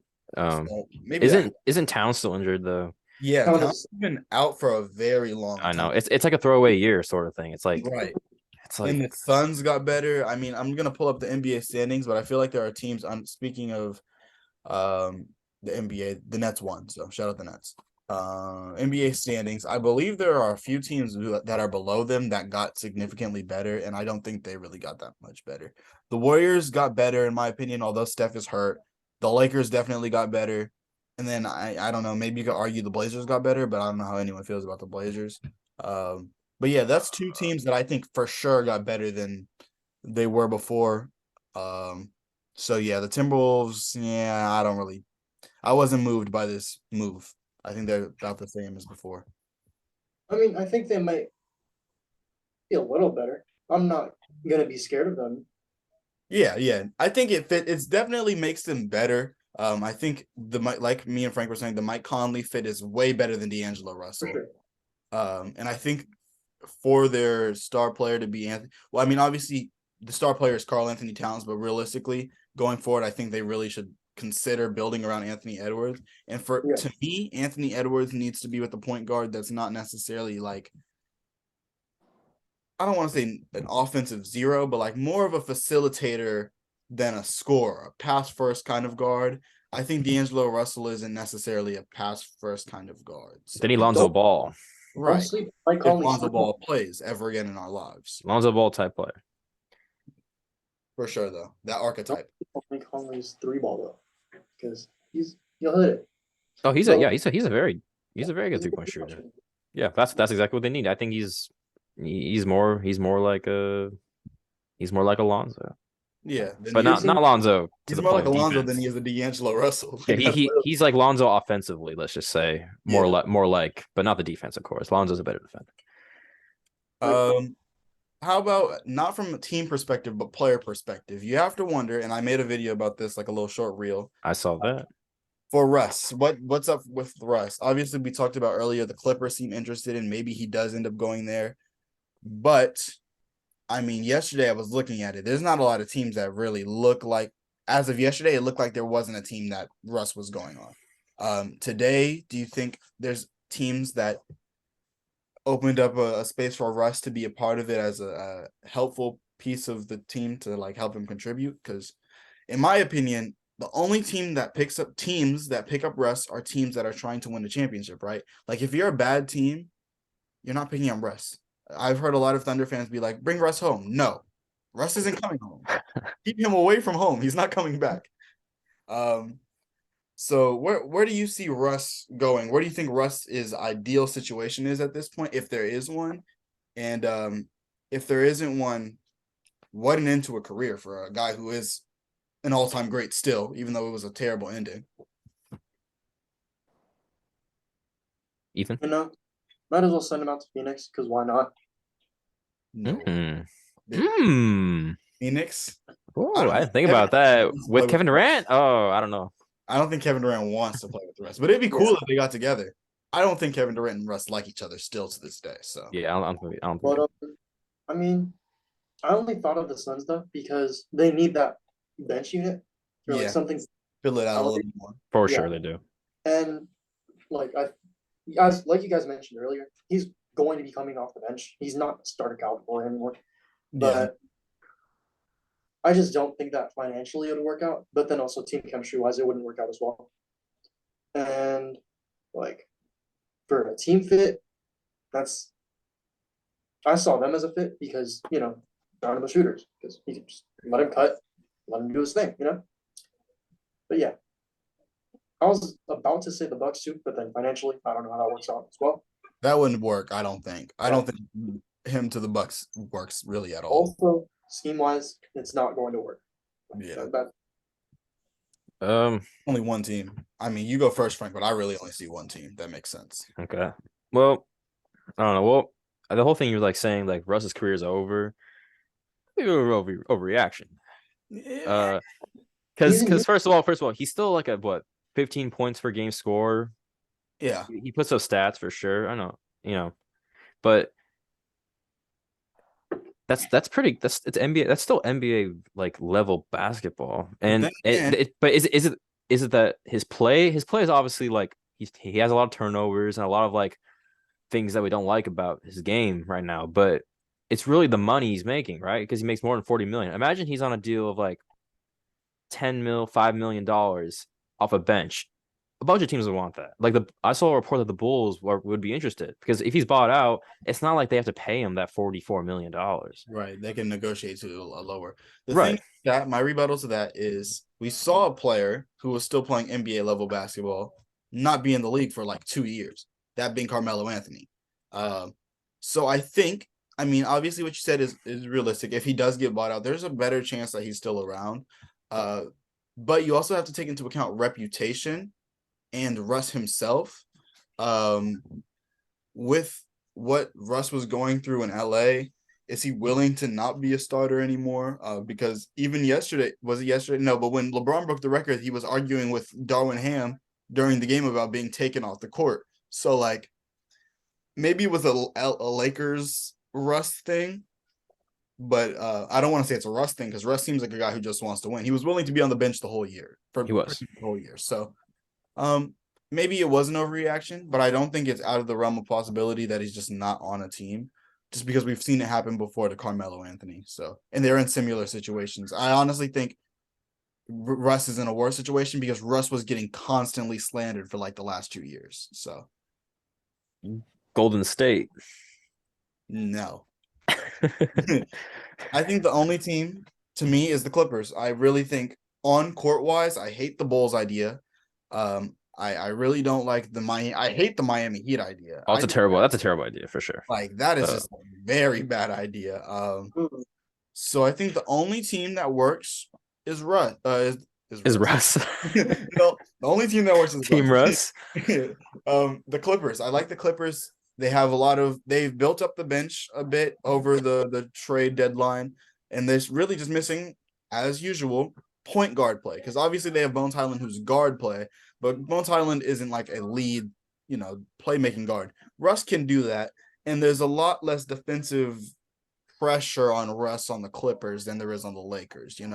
They have guys who can defend. They have Paul George, who's still a very good defender. Kawhi is still a very good defender, I'd say. So, there's still guys who can defend. I still think they have Robert Covington. I don't think they traded Robert Covington. He's still there. Yep. Saw him play. Yeah. So they have guys who can defend. So I think LA, again, but the other side of Staples Center, is where Russ will probably end up next. Or where I hope he ends up next, because I really just don't want him to go to the Bulls or the Heat, because I just don't like those. For an on-court perspective, terrible fit. Ethan, you got something? Already said that. Okay. Yeah, I said the Suns. Yeah, I really only see the Clippers. Yeah. Let's see. Is that all of the trades that are notable? I think we may have. We definitely missed some. Oh, we did. Oh, yeah. So not that many left. Not that many left. But we got Cam Reddish to the Blazers for Josh Hart, and the Blazers get Cam Reddish, Ryan Arcidiacono, Svi Mykhailiuk. Didn't Svi Mykhailiuk get traded again to the Hornets? What? Yeah, Svi Mykhailiuk got traded twice. No way he got traded. Yeah, he got traded to the Hornets in the Matisse Thybulle deal. Yeah, he did. That's what I was talking about. Okay, so wait. The Blazers, Cam Reddish and Matisse Thybulle, and a protected first, for Josh Hart, essentially. Mm. I think it's a good return for Portland, but it's not enough. Too little, too late for me. I think taking the chance on Cam Reddish is fine. And Josh Hart, he's not a guy you need on the team. Mm-hmm. I think you'd rather give someone young like a chance to elevate your roster a bit more than having your floor as good. I mean, Josh Hart is, he's a very good player, don't get me wrong, but Cam Reddish has been in many different spots. It hasn't seemed to have been worked out, but maybe it works out here. Let's just try it out. Why not? And you get a pick. Mm-hmm. Sure. Ethan, how you feeling? I like the Blazers taking a chance on Cam Reddish, giving him a shot, and they clearly see something because they traded for him, and they also got a return out of it. But for a team perspective, I don't think they're getting enough to help Dame. I don't see them improving much overall. That's they also got rid of Gary Payton, correct? Yeah. You guys want to roll into that right now? Yeah. Wait, hold up. What? They got rid of Gary Payton, and how that makes you feel about Portland. Because in my opinion, this does not change how I feel about the Portland Trail Blazers whatsoever. They're the same team. This doesn't make me feel like they got better. This doesn't make me feel like they got worse. They're still just the Portland Trail Blazers. So I'm just glad that Cam Reddish is getting a shot. Yeah, somewhere. Obviously, he's going to play on the Blazers rather than. I'm trying to find that Gary Payton trade so we can transition to that. But yeah, obviously, Gary Payton went back to the Warriors. I got it. Okay, cool. So you got Gary Payton going to the Warriors. I got so happy. I love Gary Payton. Probably my favorite player last year. I would say watching, just how he plays, amazing. Anyway, Kevin Knox. And 5 second-round picks, which is a lot of second-round picks, which you don't need. Right. If you're the Warriors, you definitely don't. Right. And getting Gary Payton back is 100% worth it. 100%. Yeah, they shouldn't have let him walk in the first place. So they shouldn't have let him walk. But he wanted more money, and now he's back on the team. And he got us more money. So right, everyone won. It's a win for everyone. Except for the Blazers, who Dame is not leaving, but their team got worse. Yeah, they lost Gary Payton, but they bring in Matisse Thybulle and they bring in Cam Reddish, and they get 5 seconds. Jeremy Grant is an impending unrestricted free agent. They still have Yusuf Nurkic, who's on one of the worst contracts in the league, in my opinion. Yeah, the Blazers are in purgatory, like literal purgatory. They're probably going to get jumped by the Lakers as far as standings go. Yeah, they're probably going to stay just out of the play-in. And honestly, there's the I'm not going to say it. I was going to say maybe you could say the Thunder, but the Thunder traded all of our bigs. So, I mean, it's going to be hard for us to be competitive. Although we are decently good at rebounding the ball without bigs, especially like guys like Lou Dort, Kenrich Williams, Ousmane Dieng. Those guys give a lot of effort when it comes to getting rebounds, although we don't have a formal center. So maybe the Blazers still comfortably stay above the Thunder, but it's not by very much. As of now, we're only 2 games behind the Blazers. So. Yeah. Regardless, though, they're not gonna make any noise. I don't think at all. Season a waste. They're an 11 seed, 10 seed is probably their ceiling for me at this point. Bye, Dame. Hopefully, please trade him. Like he doesn't want to leave though. He doesn't want to run from the grind. Run, please. Where's their money, dude? Where's their money tied up? Nurkic and Grant. Nurkic and Dame. That's crazy. Well, I feel like all these teams are like spending more money than that. Right. It's like they're low on money. I'm like, you're low on money? But who? They can't sign anybody in free agency because they don't have enough money to pay another guy. I'm like Nurkic and Dame is tying up the whole cap sheet. Yeah, that's crazy. I think that's like one of the last trades that really matters. I mean, there's the with the Celtics getting Mike Muscala. Let's see. That's pretty cool. They get a big. And then, the last big one, semi-big one, is Jakob Poeltl going to the Raptors.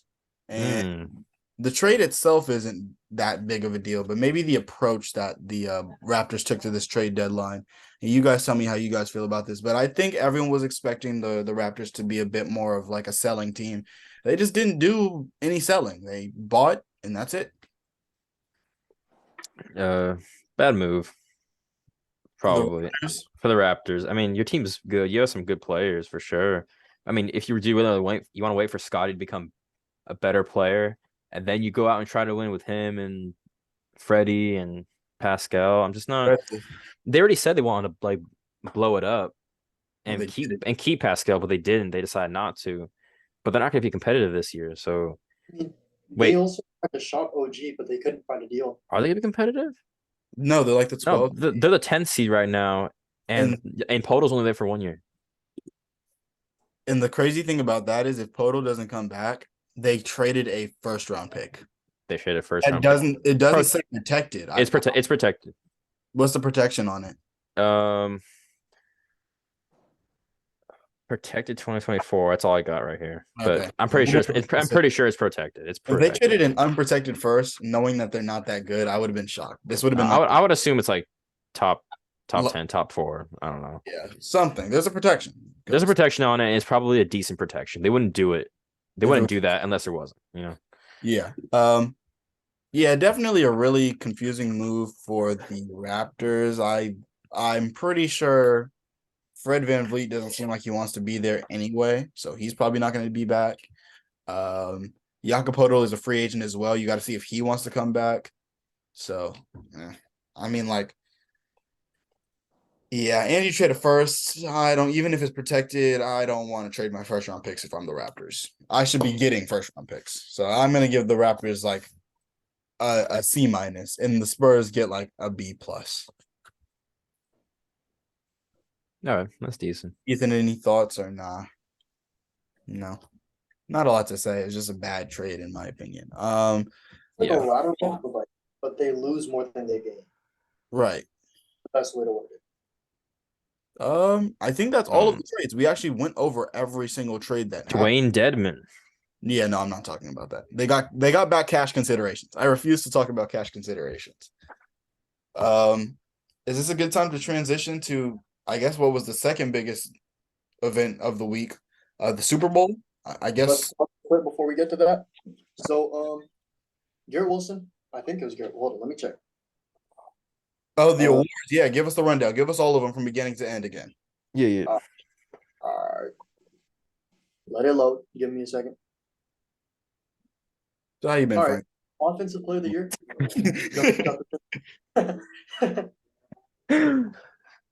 Go ahead, Ethan. Offensive player of the year, Justin Jefferson.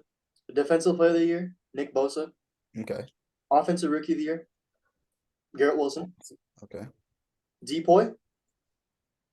Sauce? Yeah. Frank, who do you think it was? Wait, say what again? Who? It's a rookie of the year because you said Depoy. Rookie of the year? Defensive rookie of the year. D-Roy, yeah. Was it Hutchinson? Probably is Sauce a rookie?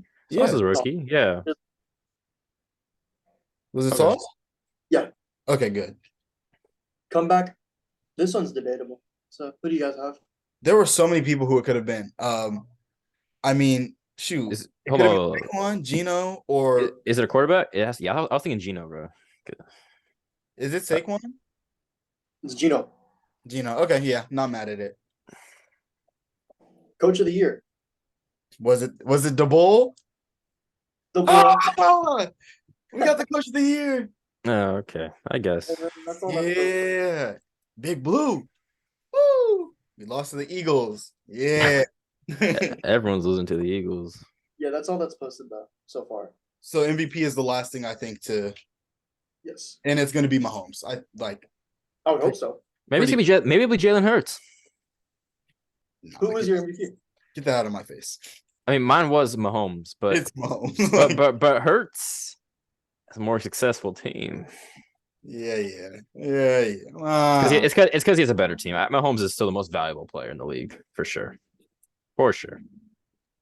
So, speaking of Mahomes versus Hurts, in a different context, these two guys are facing each other for MVP, but they're also facing each other in the Super Bowl in the Kelsey Bowl. Oh, what? The Kelsey Bowl. It's the Kelsey. the script. The script is going insane. The script is going insane.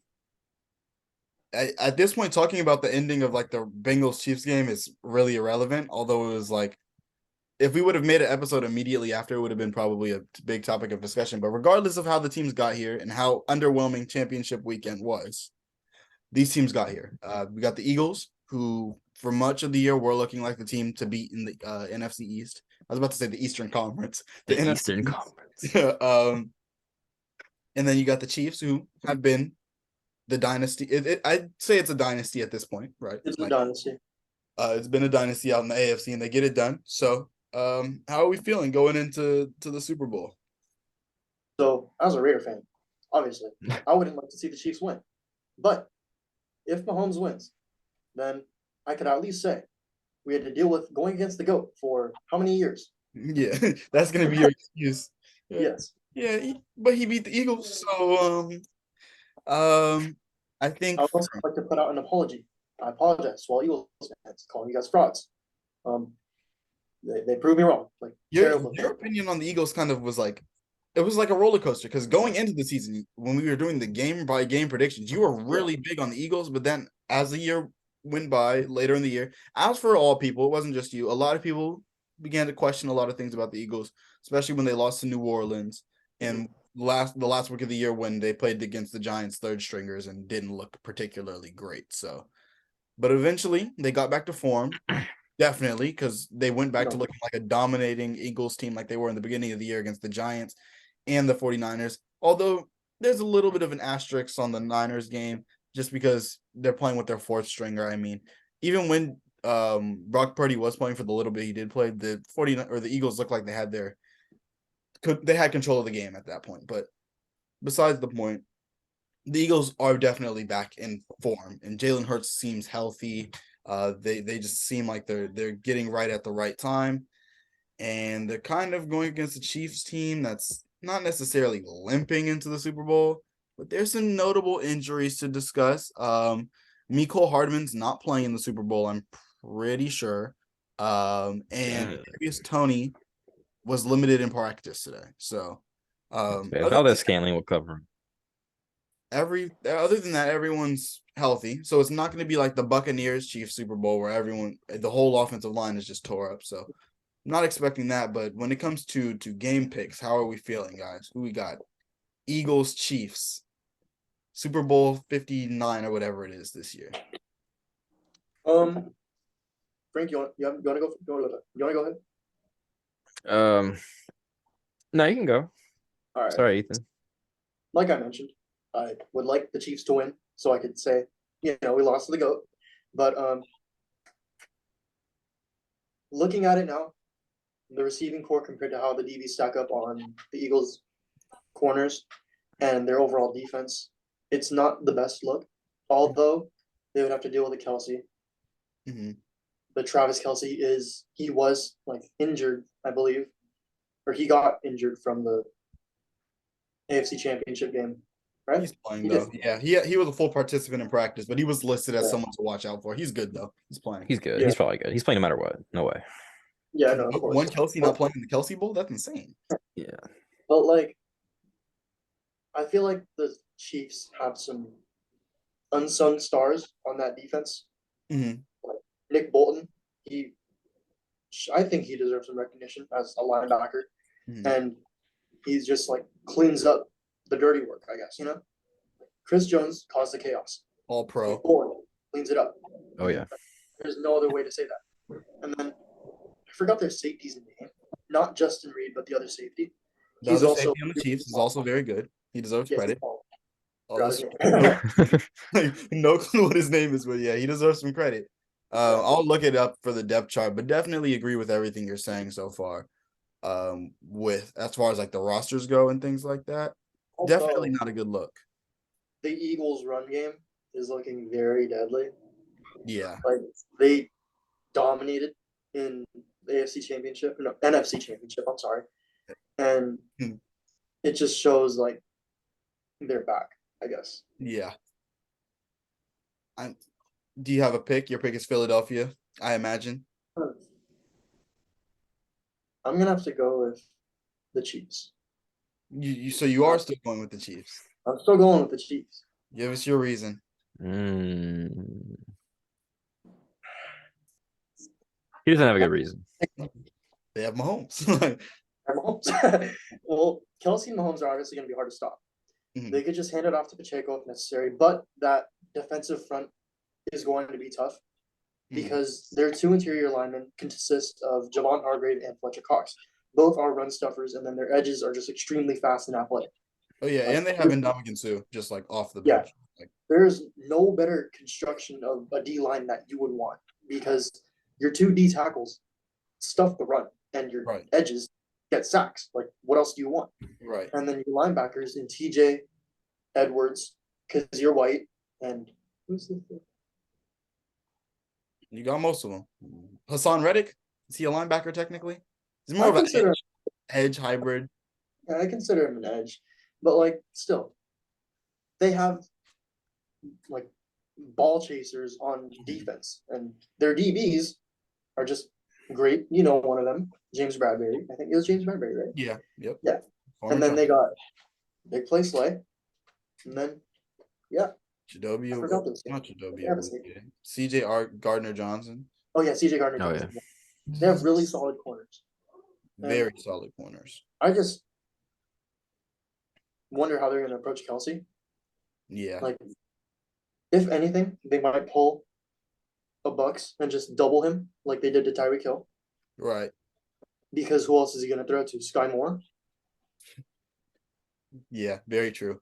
If Mecole's not there, that definitely hurts already. Juju's not at full strength. He had a full practice, but he did get banged up in the Bengals game. Definitely interesting to hear the approach on Travis Kelce. I definitely think him and Chris Jones, obviously Patrick Mahomes, but those two guys, they have MVS.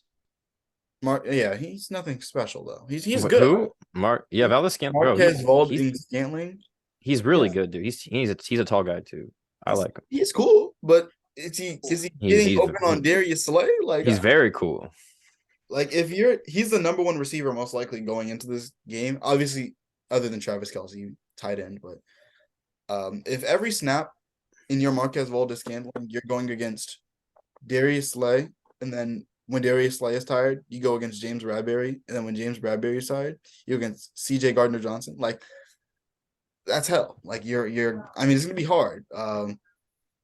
Me personally, I'll give my pick. I think I got the Eagles. I hate the Eagles. Can't stand the Eagles as a Giants fan. Easily one of my least favorite teams in the league. Probably my least favorite team in the league. But the roster disparity is just it's gonna be very hard for Mahomes to elevate this roster to beating this good of a roster. I mean, we were just talking about the defense, but I mean, look at the offense. You got AJ Brown and Devontae Smith, which is one of the best receiving duos in the league. You got Dallas Goedert. You have the best O-line in the NFL by far. One of the best O-lines that we'll probably see in the 2020s. Because you want to know how you know when an O-line is good? When the center's dancing with the running back. Not just that, when people are actually talking about how good the offensive line is. When a casual fan is like, yeah, the Eagles have a good offensive line, or any team has a good offensive line, that's how you know a team has a good offensive line. If people who don't really tune into the game are able to recognize that the offensive line is that good. You have Miles Sanders, you have Boston Scott, the giant killer. The running back group is solid. The O-line is elite. The receiving core is great. The weakest point on their offense is what? Jalen Hurts? What? Candidate? No, he is like okay. He's not weak. Him or Miles Sanders, like, and both of them are good. Like, I'll say Sanders. Yeah, so okay, maybe Miles Sanders is the weakest point in the offense, but Miles Sanders is still really good. Sometimes. Yeah, most of the time he's pretty solid. So offensively, I don't know how the Chiefs are going to be able to guard all of these guys. I mean, obviously you have Chris Jones, but that D-line, I don't know if they'll be able to neutralize him, but they'll make it. Chris Jones, Frank Clark, Kalen Saunders. Oh, Karlaftis. George Karlaftis, yes, the rookie. He's been really good.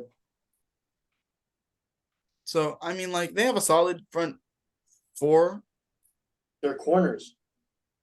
L'Jarius Sneed, Frank's guy. Oh, hey, he's not playing. He's injured. Yeah, I don't know. He actually looks like he's gonna play. He's out of concussion protocol, I think. So okay, cool. Carlos makes me change my pick. Frank, who do you have? I want to apologize again, just like Ethan, to the Eagles. I was calling them fakers. I was like, no, Eagles, no. But and then they just kept winning. I'm like, shoot.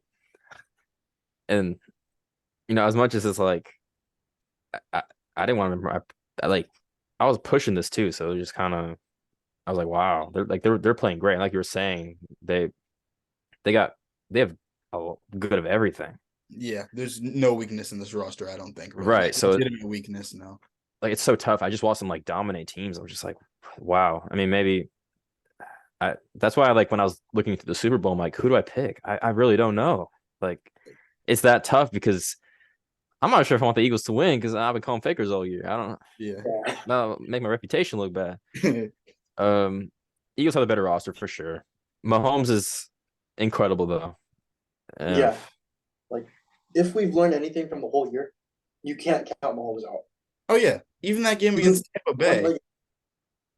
Even that game, the Super Bowl against Tampa Bay, where the roster difference was pretty large, the game was winnable. It was like the other people on his team were missing plays that he was making. I mean, he threw a ball while falling. That was an accurate touchdown pass to someone's face and it hit them in the helmet. So early in the game, or I believe early in that game, Tyreek Hill just straight up dropped a touchdown. So it was definitely shown in that Super Bowl that Mahomes can hold his own against very good defenses. Speaking of playing against very good defenses, I'm going to bring up a reference to a prior game. The Chiefs and 49ers did play this year, very early in the year. It was back in October, so obviously take it with a grain of salt. But let me pull up the stats. The 49ers lost 44-23 to the Chiefs. So the only quarterback who was able to really very much so dominate on a 49ers defense that was very good this year was Patrick Mahomes. He put up 40. Like, 40 is not easy to accomplish. in any manner, especially not against one of the best defenses, probably the second or probably it was the best defense in the league. But if we're talking about like just straight up roster talent, probably the Eagles are better. In that game, Mahomes threw 400 passing yards and 3 touchdowns. And receiving wise, Juju, 7 catches, 124 yards, 3 catches for Marquez Valdes-Scantling for 111 yards. They got good performances out of their receivers. Only thing for the 49ers, the biggest difference between the Eagles and the 49ers defensively is just how good the Eagles secondary is. Like if the Eagles had a bad secondary or even like an average secondary, I give the Chiefs a fair shot. But not only is Mahomes gonna have to deal with an elite pass rush, an elite run stopping team, but he also has to go against 2 all-pro corners. I believe there's 2. It might be 3, honestly, but 2 all-pro corners. For sure. So yeah. What are you supposed to do? What's the game plan? Is it like Isaac Pacheco has been very good this year, but he's definitely not the type of running back that you're going to give the ball 20 times to like grind out the clock and kind of make sure you dominate ball possession. So I think the only way this game goes well for the Chiefs, it's going to come down to their defense and what they do as far as stopping the run. Because if they can stop the Eagles' run game and you're asking Jalen Hurts to play in a just straight shootout against Patrick Mahomes, I'm taking Patrick every time. No matter what. It doesn't matter if Mahomes has one arm, no helmet, and offensive line is toddlers. I'm taking Mahomes in a shootout, just straight up shootout game over any quarterback. I mean, we saw it against the guy who a lot of people believe is the second best quarterback in the NFL, and Josh Allen. He beat him in a shootout. So if that's what they get the game to look like, then I could see this, favoring the Chiefs. I think another interesting aspect is coaching. Coaching matters a lot in the Super Bowl. For sure. Andy Reid is experience. He's played in three or four Super Bowls.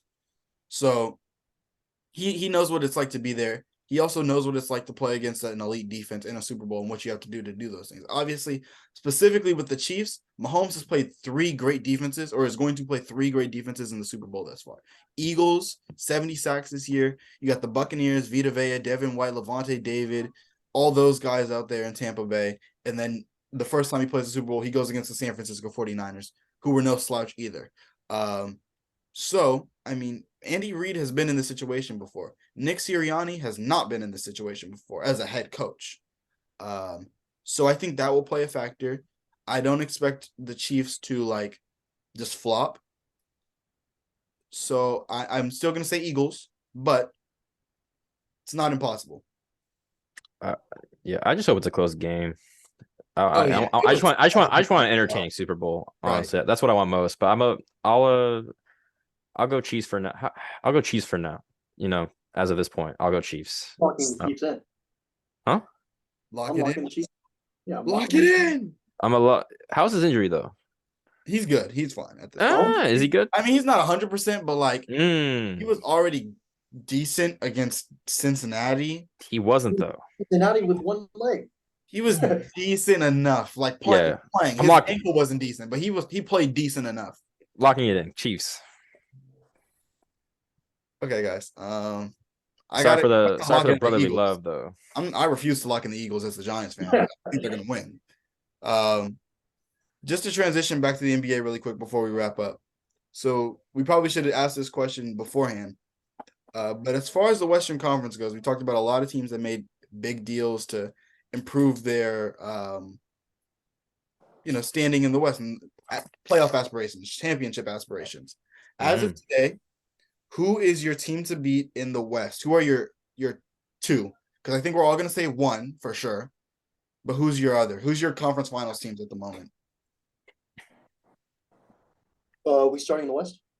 Yeah, just the West. The East, I think, stayed relatively the same as far as who's going to be good and who's not. So. 1, I'm going to have to go with the Nuggets.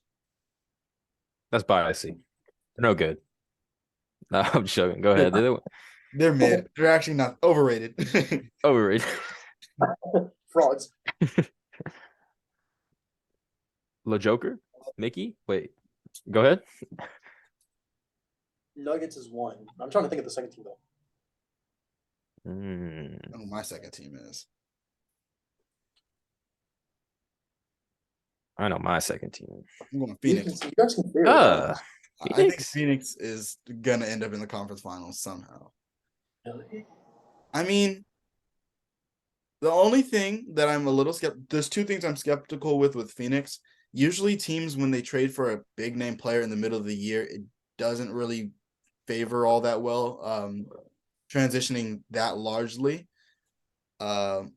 And then another thing is they really don't have the best bench at the moment. So depending on what they do in the buyout market, if they build a solid enough bench, I think there's a chance they can be a conference finals team. Because defensively, I don't think there's a team that really has the personnel to guard Kevin Durant and Devin Booker, both. So that's one of my teams. As far as my second team, out west, the Nuggets are definitely a valid option. I think they address their biggest need in getting a backup center. But I think I'm gonna go with. Nah. At this point, yeah, I think I'm gonna have to stay Denver because I think for me, it would be. I was gonna say Los Angeles, the Clippers, not the Lakers. The Clippers are the 6 seed and the Suns are the 5 seed. They would both have to go up, and the Nuggets, Grizzlies, Kings, and Mavericks would all have to somehow just not play good anymore for them to even be able to play each other in the conference finals. But I'm going to go Denver just because between the Grizzlies and the Kings, I think they're most likely to be to continue what they're doing already. I don't think they're going to fall off. Whereas the Grizzlies, I don't think are, it's not impossible for them to fall off. In the last 10 games, they're 2-8, and they're 11-16 at home, away from home, and they're very bad in the Western Conference specifically. The Kings, I also wish they would have made a move, so I feel like they can kind of fall down in the standings. And then it's really between the Mavericks and the Suns as far as who's going to jump up to get the 3 seed or the 4 seed. And I think I trust the Suns a little more just because their rosters, their starting lineup is elite. So I'm going to say Nuggets, Suns. Okay. Frank, go with your one. I have my 2 now. My 1, I'll just go Denver. It's a safe pick. They've been playing, very good. Jokic is insane. He helps all his teammates, and he can, as much as he's not a guard, but he goes out and hits big shots against teams. He had a game winner this year, didn't he? Or damn near. He had one against that 3-pointer where he just stepped back weirdly, and he's just like and then and then and then you're like, whoa, yeah, I know what shot you're talking about. It was the stiff game winner ever. Yeah, dude, and he just elevates all his teammates. Elevating your teammates is one of the most valuable things you could do as a player. And they're the number one seed. It kind of speaks for itself right now. Obviously, the number 1 seed doesn't always win, but making the conference finals is pretty off. For the 1 seed, it usually happens. Recently, 40. So I'm gonna say that.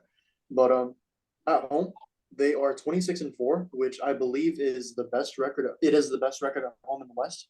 And away, they're just shy of 50 at 12-14. But overall, they've been playing phenomenal. And Jamal dropped 40 a couple days ago with 7 threes. Yeah. And then one team. Oh, sorry, not to interrupt, but there's only one team in the Western Conference with a winning away record, and it's the Kings. So, and the Clippers. So, you guys being near 500, that's actually really good because some of these teams' away records are very bad. Okay, I didn't know that. Oh, the Warriors? Yeah, the Warriors' away record is very bad. Terrible. It's very bad. But my second team is the Dallas Mavericks. Oh wow! Simply because you can't guard Luka. Yeah. What are you gonna do to guard Kyrie? They still have some valuable role players around them. That's valid. Yeah. Yeah, the pairing of them two is pretty crazy. Still gained a great asset in Kyrie. Interesting. Who are your teams, Frank? Give us yours. I had Denver, number 1. I might just have to go with a healthy Golden State at 2. Wow. Okay, give us. I like Golden State too much as a Sixers fan, but they just got GP2 back. GP2. Gary Payne the second. I know he doesn't like elevate them completely, but health isn't. Steph isn't healthy right now. Steph is until like middle of February, late February. What? Yeah, but luckily, this actually plays out in the Warriors' benefit because it is going to be the All-Star break, so there's not going to be any games for like four or so days, almost a week.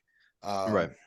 So hopefully they're not going to play that many games without Steph. Luckily, because of the time of the injury, but still they're without Steph, and he's going to have to work his way back up. So.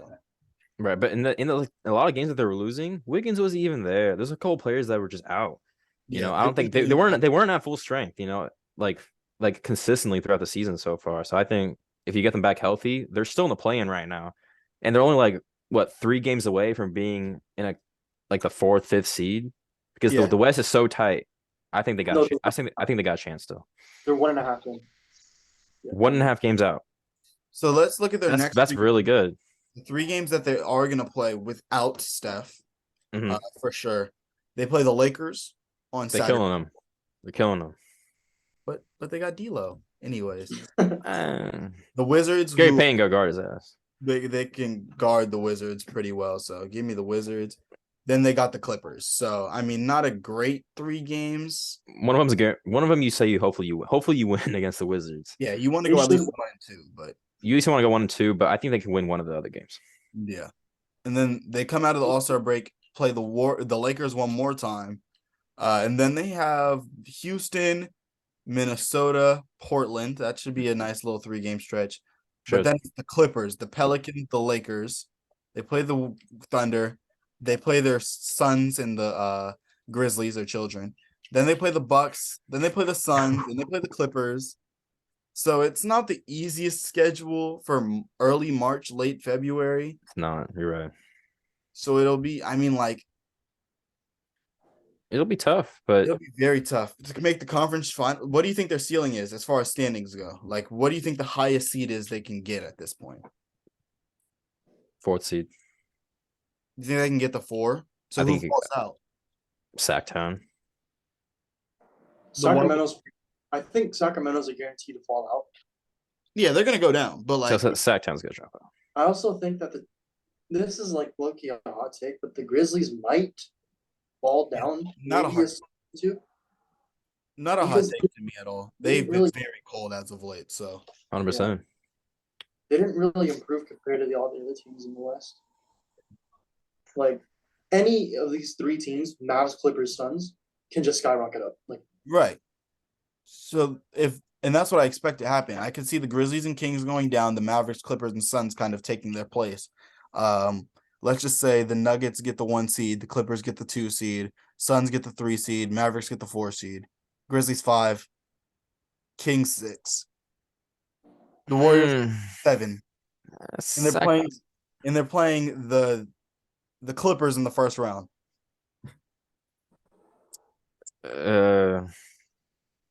It's a really rough road. I don't want to say the season's a wash, but like it's an uphill battle.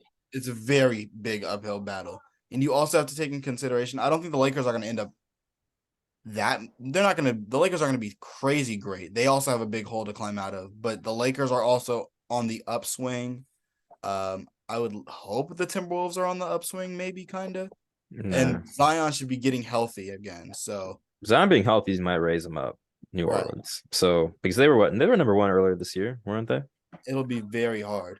But, I mean, I'm not going to be. They're not going to be number 1. I'm just saying that they were a bit higher when Zion was playing to a high level. So I mean, they're missing a superstar caliber player right now. Right, for sure. Well, Mahomes won MVP. Yeah, I just saw it. I was about to say something. Did I get any notifications on that? No. Getting Padres notifications. Oh, Padre. Okay. Because I don't want to keep the podcast going on much longer. Last couple questions is for the trade deadline in the NBA. Who's you guys' biggest winner? Who's you guys' biggest loser I'll go first. I'll say my biggest winner, probably. I'm between the Lakers and the Suns. I do think the Lakers did very well this trade deadline, considering what they gave up. They only gave up one of those 2 first-round picks.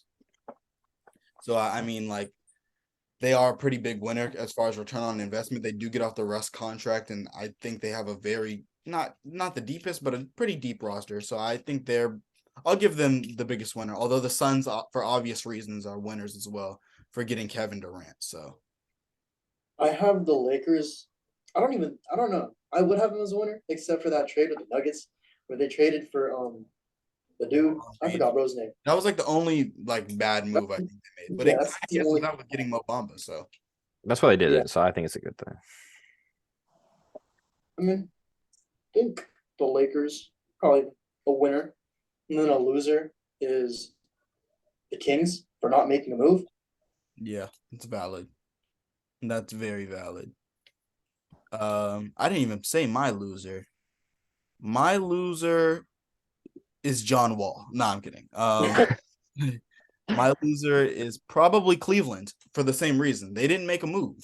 Luckily for them, the teams in the East that were below them didn't make moves that were outstanding. The Nets actually got worse. The Heat didn't do anything. The Knicks didn't really do anything that substantial. They got Josh Hart, but that doesn't do too much for him. The Hawks did a few moves, but I don't think that really changes them. But the Sixers did things to improve. The Bucks did things to improve, and the Celtics also did things to improve. And for a team that looks like they're trying to win a championship this year, or at least be in the conference finals this year, you want to make some sort of move for some wing. I think they could have got Jay Crowder for considering what the asking price was for Jay Crowder. I think they could have been in that conversation or some sort of conversation for a wing. So they're probably my biggest loser. Although the Kings is a very good pick for obvious reasons, I think. 100%. Winner has to be the Lakers. You got Westbrook off. Right. I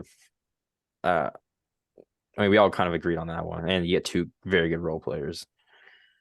You get what? 2? Mo Bamba, Jared Vanderbilt, D'Angelo, 3, and Malik Beasley. That's Malik Beasley. Yes, that's So that's good. They really they cleaned house. They really like Devon Reed. Oh yeah, we can't forget about Devon Reed. Devon Reed, yeah. Devon Reed. You know, Devon Reed's about to pop off because we're saying all this. Right. Devon Reed's first game as a Laker, he's gonna drop 30 points and have a game winner against the Suns. Game winner? Man, who is this guy? Devon Reed. He's gonna post on his story a clip of the podcast and be like, yeah, is it with the shush emoji or something? Us? Yeah. I was gonna be like, these my boys. Biggest loser. You guys mentioned some teams that kind of just really didn't do much. Mm-hmm. I'm gonna pick a team. I'll pick Memphis. Okay. Memphis. I know they got Luke Kennard. That's good, but as a top 2 seed, you should have done more. Is what I'm saying. OG Anunoby, like right. There's more potential than what you just got. You got a good pickup for sure, but you could have done more as you are. You're trying to be very competitive. For sure. But also with them, I want to say the Blazers are also big losers. Just because Dame is like, I want to be there, but they just traded players away and got worse. So that's just confusing. I don't even know what they're doing there. I saw this like post. It was like something with a Dame. Like it was a Dame, and then it said, "We do not intend to trade Damian Lillard" or something. Like, yeah. And then I went to the comments, and then they were like, "Get this man some help." And then like someone else said, "Yeah, Jokic has his help, but like the team was built with him." Right. I mean, we traded for Aaron Gordon, but like the Blazers are stuck. Like they're in a room with only one way out, and that's trading Damian Lillard. Like there's no windows to climb out of. There's no hole in the ceiling. You got to go out the door, the only door, and the door says, "Blow it up." That's what the door says. This free agency class is not good. I was looking at that what's it called? I was looking at that after the Kyrie trade to see what would happen, who the Mavs could get hypothetically if Kyrie were to leave. In this offseason's free agency class really is not that great. There's guys who can contribute, but it's more like third to fourth best player on a championship team and down. The only big name free agent hypothetically is Kyrie Irving. So I don't think Dallas trades for him if they don't think he might sign back. If Kyrie was like definitely like I'm definitely gonna sign back with you guys though, they're not making that trade. That's true. There's gotta be some. Like hope he comes back. But who knows with Kyrie? He's pretty unpredictable. He's the most unpredictable star. Luka could say something to him in the wrong tone of voice, and he's just not going to want to be in Dallas anymore. Luka's to call for the ball with a little too much bass in his voice, and Kyrie's going to be like, "Yeah, I can't do this in Dallas anymore." Let's see. Are there any players who you feel are big losers at the deadline? John Wall, like you were saying. I gotta play with these suckers again. Justin Patton. This team is so trash. I think the biggest loser isn't even John Wall. The biggest loser is John Collins. Wrong John. Oh yeah, he's been in trade talks for so long, and he's still in Atlanta. Like, just cut him. Buy him out. Get him off the team. He's one of the bigger losers. Russell Westbrook for sure as well. So, yeah, for sure. I think those three guys definitely. Mikal. Poor Mikal. I feel bad. Didn't want to leave. Now he has to go across the country. No, you could say the same for Tyrese Halliburton though. He didn't want to leave the Kings. Yeah, but he likes where he is. Yeah, he's happy now. I mean, he's happy now. So maybe Mikal will be happy too. But still sucks. Still sucks. Now he's like, oh, I gotta play with Ben. No, like having Chris Paul and Devin Booker to Ben Simmons. Oh, Ben Simmons. Oh, poor Ben. I still love you, Ben. Hop on the pod with us, please. We need content. What? You're not doing very much on the days you're off. Clearly, based on your play. So yeah, you can just hop in on the pod like with your phone while you're sitting on the bench. Right. Yeah, mid game. Mid game. I think that's everything, right? We've already been talking for a long time. You talked Super Bowl, every trade that happened, winners, losers, players, teams. Yeah. I don't think do you guys have anything else that didn't get mentioned? No. I don't know. How you been, Khalil? Yeah, okay, that's the end of the episode. I've been good. Very excited to see how this all plays out, though, for sure. This next week of NBA basketball, it's gonna be great. Once everyone gets situated with where they're gonna be at, things are gonna get popping, and we're gonna really see how the season is gonna finish off. So, very excited, especially on 2K. Oh my god, the Suns are so OP, bro. Oh my god, the Suns roster. Yeah. I think that concludes today's episode. About to be 8:00 here, so let's wrap it up. Very good episode. A lot to talk about. It's going to be kind of interesting to follow this one up. I mean, no, next week we should have content too. We'll have all of these teams playing with each other for the first time and the results of the Super Bowl. So 100%. That'd be good. Yeah, we're eating well right now. Next thing you know, the week after, then things might get a little rough. Now we're gonna see how Gary Payton posterized LeBron. And LeBron's gonna get the video footage deleted. Yeah, off the internet. Off the internet. Yeah, so that concludes today's episode. We'll be back next Wednesday or Thursday, probably Wednesday next week, I think. Yeah, thanks for watching or listening, depending on what platform.